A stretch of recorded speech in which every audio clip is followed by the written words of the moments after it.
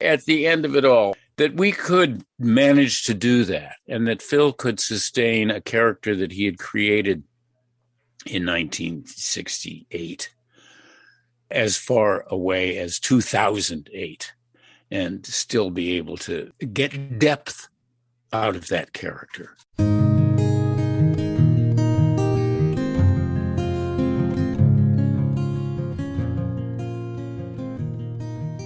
When a person loses a friend, coworker, and team member after having spent decades together, how does it affect his life? Welcome, friends, to Bereaved But Still Me, the podcast formerly known as Heart to Heart with Michael. In this episode, I'll be meeting with Firesign Theatre's David Ossman at the old same place to talk about the life, times, and comedy of Philip Austin. David Ossman is an American writer and performer, best known as a quarter of the Firesign Theatre, whose collective work includes comedy albums, plays, films, and radio shows. He's best known for his role as George Leroy, Porgie Tirebiter, in Firesign's LP Don't Crush That Dwarf, Me The Pliers. A hero of 2 mystery novels and hours of broadcasts, his Catherwood the Butler delivers the classic line, "What's all this brouhaha?" to Nick Danger. Ossman's solo album, How Time Flies, was nominated for a Nebula, and his 50th anniversary version of The War of the Worlds, produced by his wife, Judith Walcutt, was nominated for a Grammy. He can be seen as Cornelius the Ant in Pixar's A Bug's Life. During the 1980s, Ossman returned to his original profession as a radio host, writer, and teacher, with historic broadcasts for NPR and WGBH, along with equally historic all-star radio events like Empire of the Air, We Hold These Truths, and The Wonderful Wizard of Oz, independently created for Walcutt's Otherworld Media nonprofit studio. Returning to Firesign for their 25th anniversary tour and subsequent albums and performances, Ossman now edits the group's work, collected by the Library of Congress for publication. It is an honor and a distinct pleasure to welcome to Bereaved But Still Me, David Ossman. Thank you for joining us. Well, thank you, Michael. That was that was an extensive introduction, and it's all true. It's all true. Amazing. Yeah. Let's start right off the bat. How did you meet Phil? I met Phil Austin in Los Angeles in 1965, probably. I was working for KPFK Radio, community radio station in LA in those days, as the literature and drama director. And at some point, because of budget and other reasons, all the staff was laid off. I went to work for ABC Television, which was another story and a terrible lesson. But when KPFK started doing their first on-air marathon fundraiser, Phil and I were teamed. He was the new literature and drama director. And so we had met, just socially. But when we met on the air, we were a great team. The money rolled in. We were really terrific. Immediately after that, then you think, well, what are we going to do next? Should we write something? Let's do some radio programs, whatever. And all of that sort of focused into Radio Free Oz when Peter Bergman arrived and Phil Austin became his producer. Then we were together late nights very often. So that was as far back as late 65, 1966. Yeah, a long time ago now. When did that sort of develop into the Firesign Theatre, and how did that sort of grow? The three of us would often be in the studio. Peter and I would do things like a 3-card tarot to the call-in, Oh, wow, man, I'm really feeling bad, man. I don't know what to do, man. Oh, that's all right. We'll read your cards here. Let's go. Past, present, and future. Oh, looks like the Hanged Man, buddy. That was and that's the Peter Bergman story is I was always his sort of right-hand man. I was his sidekick on the radio. It was a lot of fun.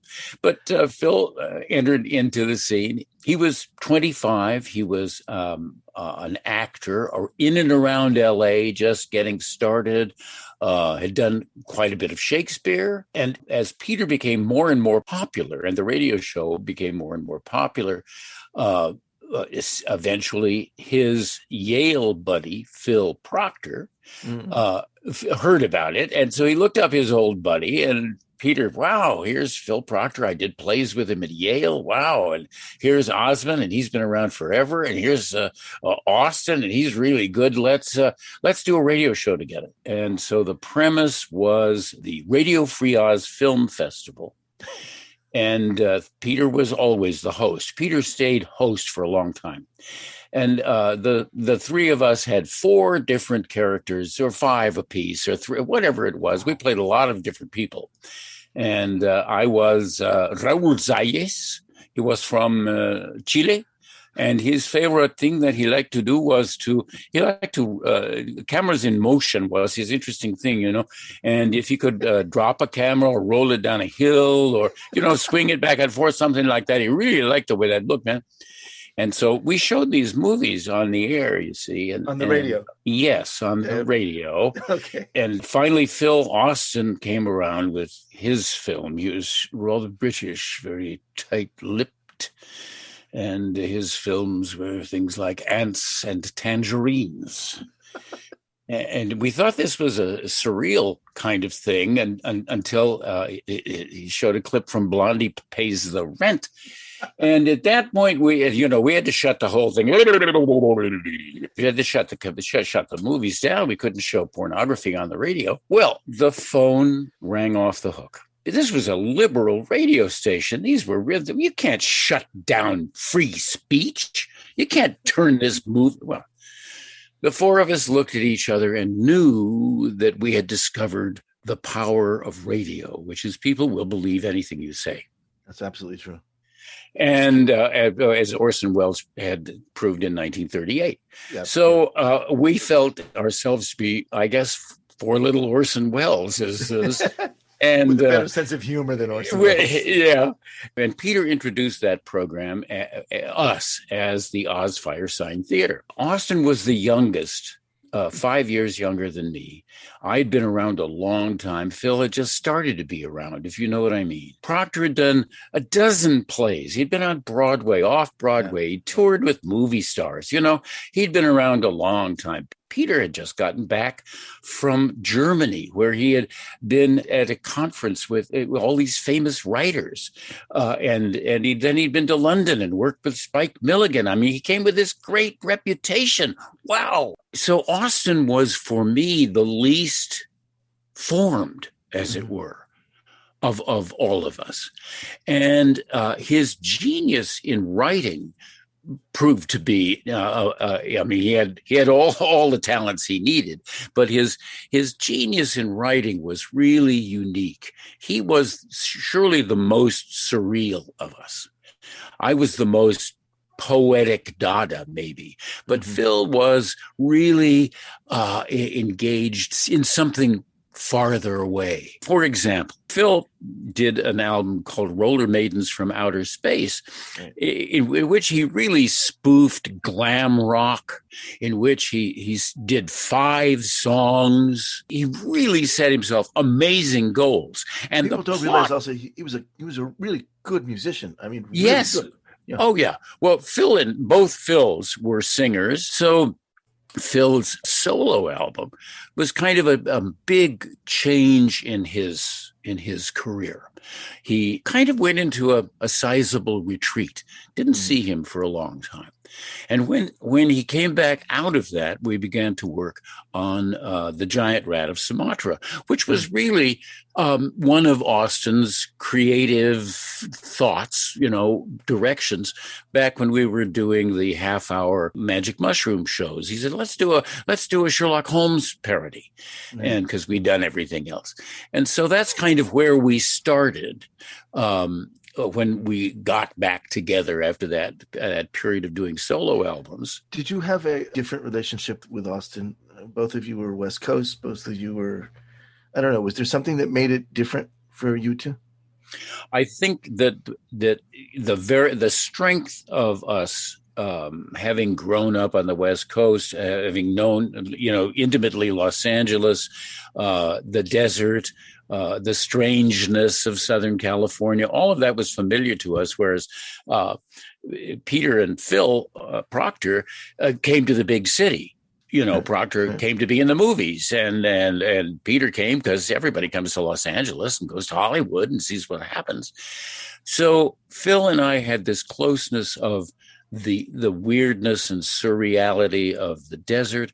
We understood the Native American populations surely better. That's one of the places that we were together and started. Austin and I was programs about the Hopi. And if you listen to the very first cut of our very first album, it comes right out of that, right. and out of the radio documentaries, the serious documentaries we did. They're there in Everything You Know Is Wrong, and that's Don Juan, right? This is a constant through the work. Constant. And I think very much so because Austin and I were basically from California.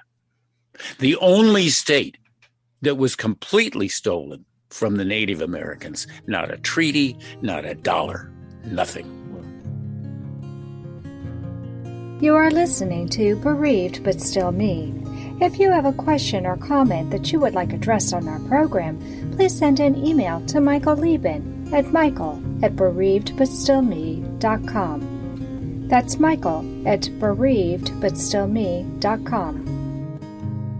This content is not intended to be a substitute for professional medical advice, diagnosis, or treatment. The opinions expressed in the podcast are not those of Hearts Unite the Globe, but of the hosts and guests, and are intended to spark discussion about issues pertaining to congenital heart disease or bereavement.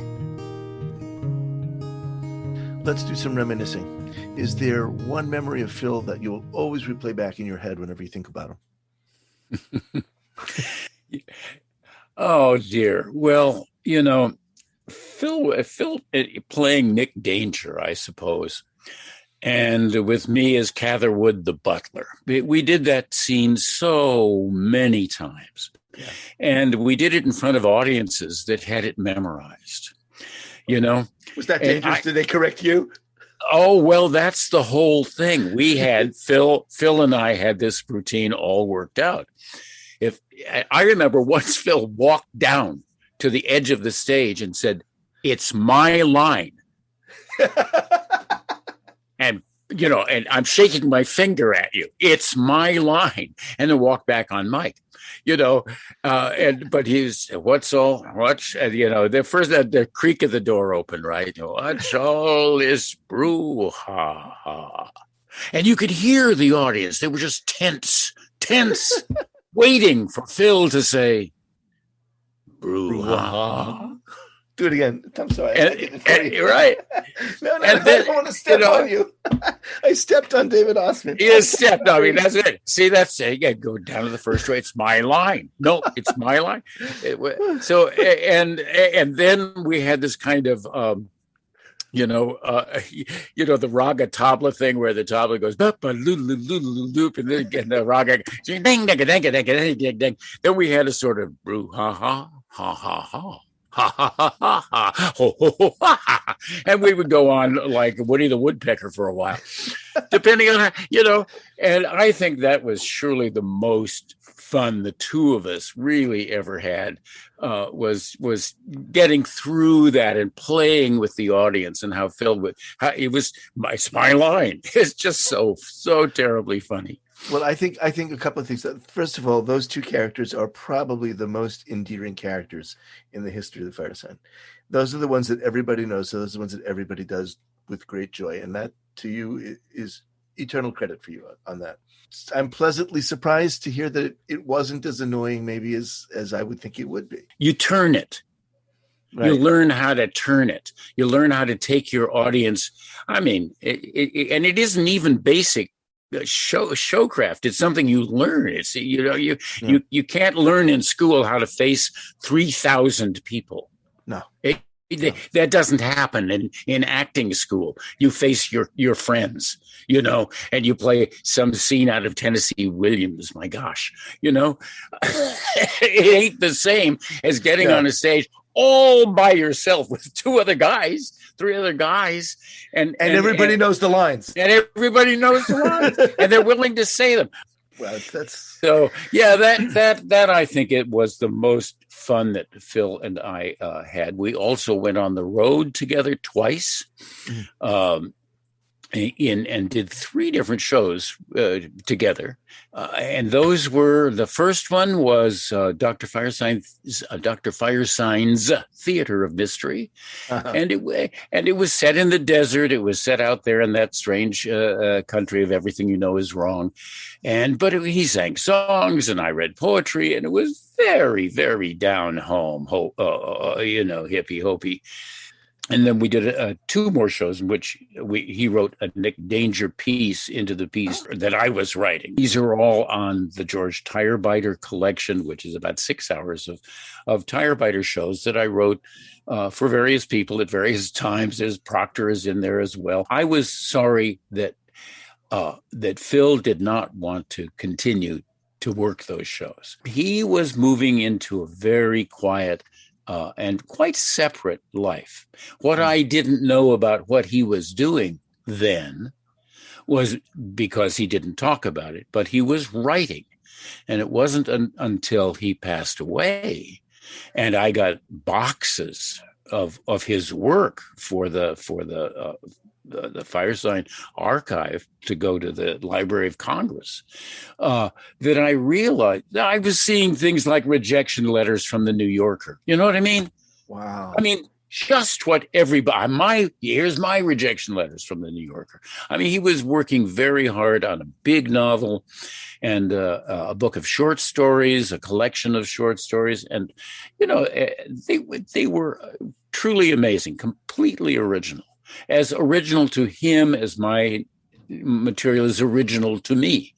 And I think in a way that we had those writers, we were together as writers in a way that I wasn't. Let's say with Peter Bergman, I was his sidekick. He's so much smarter than me, really? So much faster that you just could, if you're next to him, you were okay, And Proctor and I have done a lot of wonderful work together as actors, as theater people, and we are comradely in that way, and always, really, almost always have been.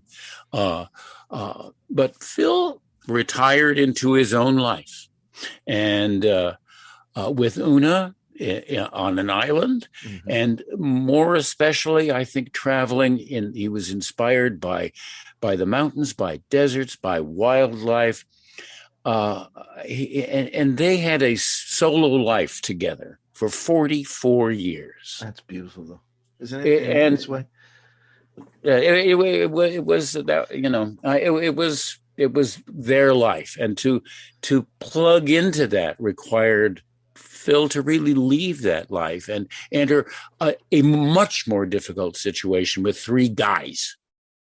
3 guys with their own opinions, with their own, all of that. That's and it was hard for him to do that, and I never really knew why until after he was gone. These are things you don't really think about. Oh, Phil, why doesn't he ever want to? Why don't we ever see Phil? Well, it's because he was living his life. The sadness about Phil for me is that we didn't get enough time to work enough together. We just barely started. We wrote 1 album. We played 2 shows, and I was always sorry that he gave it up, as it were, too soon but because I'm a different theater person. I like to get the show underway. I like to get it, work it. And I was never able to do that with Phil. There's this monolithic image of, 4 crazy guys. And, I can imagine them like just sitting around together, having a great time, like all the time. It wouldn't occur to me that there would be that kind of separation. 2 things. One, in the a Dear Friends album, which is a 2 LP set of short pieces from radio. Right. When I edited that, my intention was to give each of us credit, because we were this monolith of the Firesign Theatre. And that makes it hard to do many other things. And it was particularly stressful on Proctor, who had a professional career as an actor. So in doing that album, everyone's authorship, more or less, is credited. And I thought that's just fair to everybody. I wrote Mark Time, Phil Proctor did the Chinchilla Show, and so forth. You know, in terms of writing, you have to know that really everybody is writing their own characters. As you listen to us, we are essentially ad-libbing and fixing that dialogue amongst us. And that's true of all the albums. If I can skip kind of to the end of the records, when we came back to do the turn of the century trilogy for Rhino, the first album was Give Me Immortality or Give Me Death. My title. I can credit everybody with their titles. And Phil came in with that character, his Latino radio DJ announcer guy, so perfectly set that that we just all focused around it.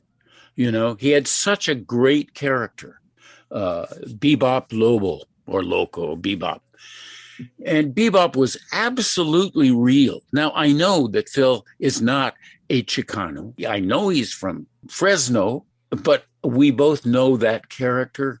We lived with those guys, and he, with this incredible respect and intelligence, he brings Bebop to the radio, and we, what are we going to do that's as good as that? That was really quite a triumph in character, and then coming back at the very end of the trilogy with a Nick Danger, who's now not just 40 years old, but has been totally remodeled, and can't live in the world that he is in.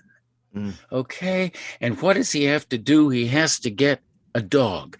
Well, Phil, Austin, and Una lived with 6 dogs. They got in their van and they took those dogs out to the desert and put their tents up and just had the world's best time all by themselves with their beautiful dogs.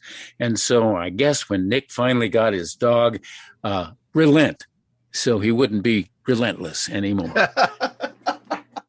Well, because, you know, he was ruthless. That's right, yes. I wonder where Ruth is. Yeah, her beautiful gams pinioned, I think. Pinioned, as if your beautiful gams could ever be pinioned. Well, there you go. That's really great noir writing. It is. At the end of it all, that we could manage to do that, and that Phil could sustain a character that he had created in 1968 as far away as 2008, and still be able to get depth out of that character. If you've enjoyed listening to this program, please visit our website, heartsunitetheglobe.org, and make a contribution. This program is a presentation of Hearts Unite the Globe and is part of the Hug Podcast Network. Hearts Unite the Globe is a nonprofit organization devoted to providing resources to the congenital heart defect community to educate, empower, and enrich the lives of our community members. If you would like access to free resources pertaining to the CHD community, please visit our website at congenitalheartdefects.com for information about CHD, hospitals that treat CHD survivors, summer camps for CHD families, and much, much more. David, it's been a few years since Phil passed away. How has life changed for you? How does it feel knowing that he's sort of there but sort of not there? What you say is sort of there, sort of not there. That's very true.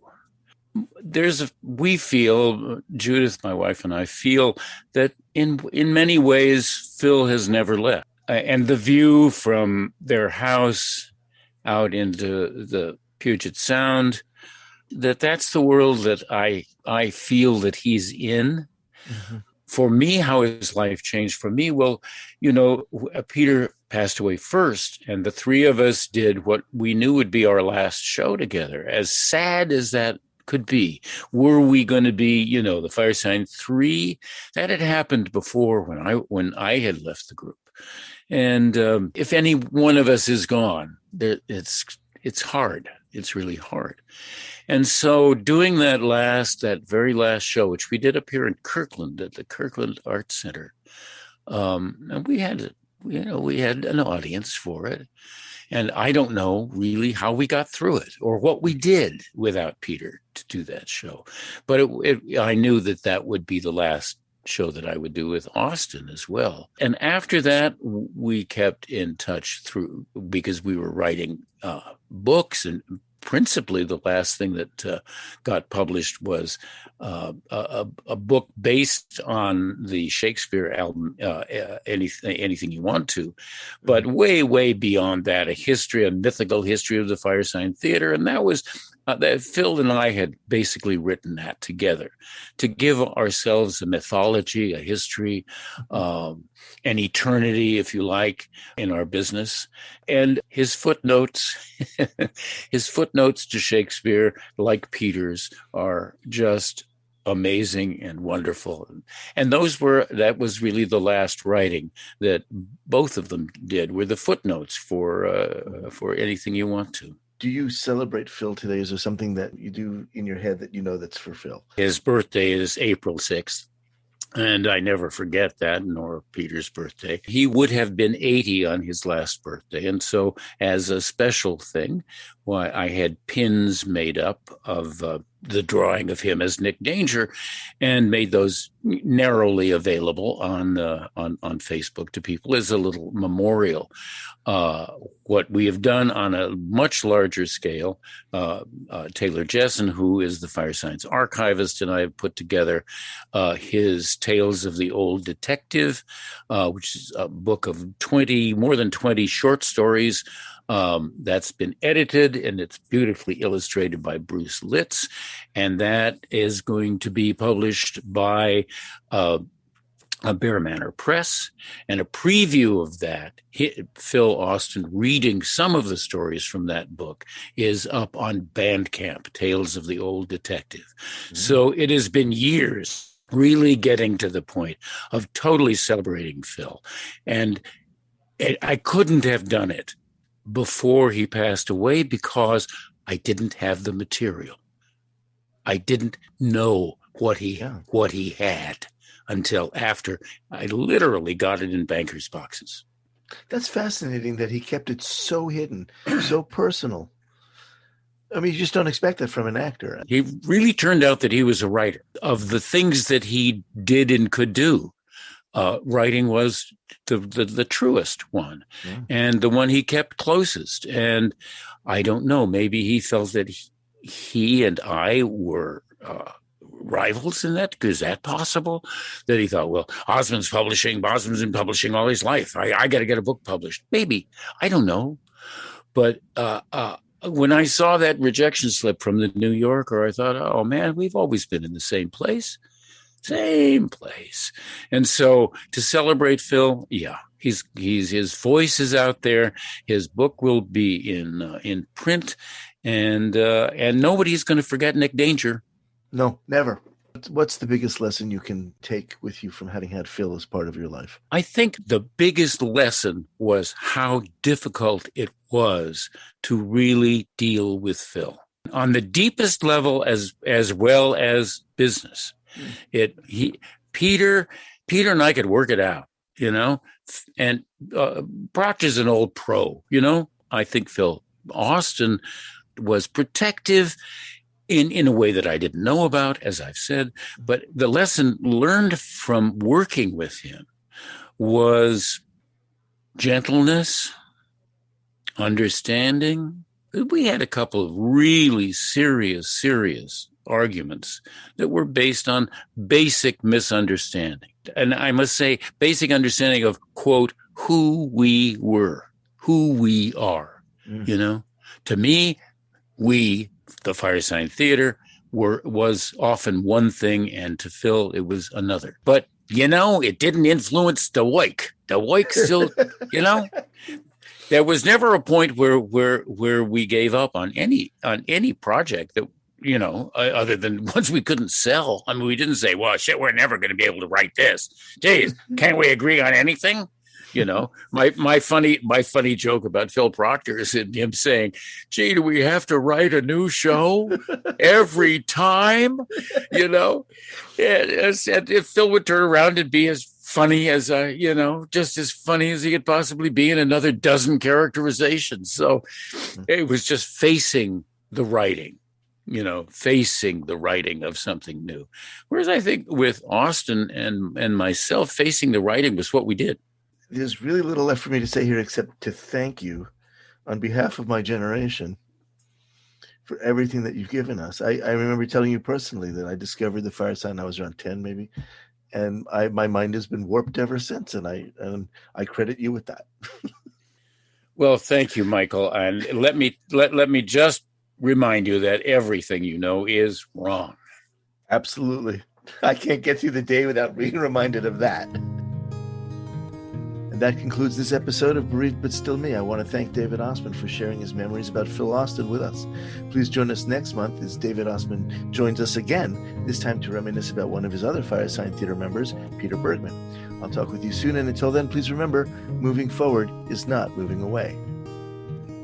Thank you for joining us. We hope you have felt supported in your grief journey. Bereaved But Still Me is a monthly podcast, and a new episode is released on the first Thursday of each month. You can hear our podcast anywhere you normally listen to podcasts at any time. Join us again next month for a brand new episode of Bereaved But Still Me.